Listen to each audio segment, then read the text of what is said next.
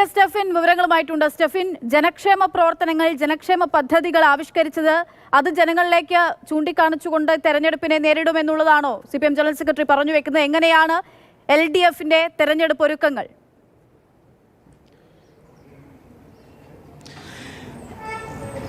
അക്ഷയ, ഏതായാലും തെരഞ്ഞെടുപ്പിന്റെ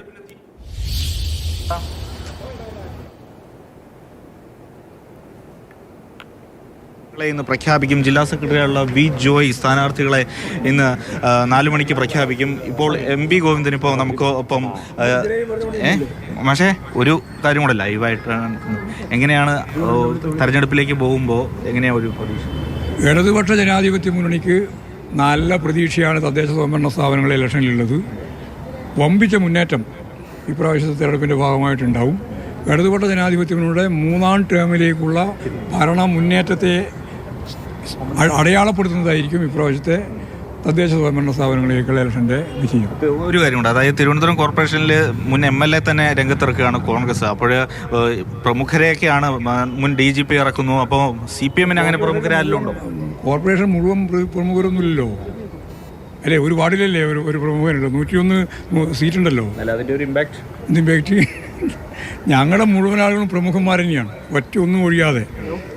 ഈ മത്സരിക്കുന്ന 101 ആളും പ്രമുഖമായ പ്രവർത്തനം നടത്തിക്കൊണ്ടിരിക്കുന്ന നേതാക്കന്മാർ തന്നെയാണ്. തീർച്ചയായിട്ടും വലിയ ആത്മവിശ്വാസമാണ് CPMന്റെ സംസ്ഥാന സെക്രട്ടറി പങ്കുവയ്ക്കുന്നത്. ഏതായാലും ഇന്ന് വൈകിട്ട് 4 മണിയോടുകൂടി സ്ഥാനാർത്ഥികളെ കുറിച്ചുള്ള പ്രഖ്യാപനമുണ്ടാകും. ജില്ലാ സെക്രട്ടറിയുള്ള വി ജോയി ആണ് ഇന്ന് തിരുവനന്തപുരത്തെ ജില്ലാ കമ്മിറ്റി ഓഫീസിൽ വെച്ച് ആ സ്ഥാനാർത്ഥികളെ പ്രഖ്യാപിക്കുന്നത്. ഏതായാലും നാളെ മുതൽ തന്നെ വലിയ ശക്തമായ പ്രചാരണത്തിലൂടെ മുന്നോട്ട് പോകാൻ കഴിയും. ആ ഒരു ആത്മവിശ്വാസം തന്നെയാണ് നേതാക്കളെല്ലാം പ്രകടിപ്പിക്കുന്നത്. CPM തിരുവനന്തപുരം കോർപ്പറേഷനിൽ മത്സരിക്കുന്നത് 75 സീറ്റുകളിലാണ്. CPI 17 സീറ്റുകളിൽ മത്സരിക്കുന്നു. അതോടൊപ്പം കേരള കോൺഗ്രസ് എമ്മും RJD 3 സീറ്റുകളിൽ വീതം മത്സരിക്കുന്നു. അങ്ങനെ എല്ലാം സീറ്റ് വിഭജനം എല്ലാം തന്നെ പൂർത്തിയായിട്ടുണ്ട്.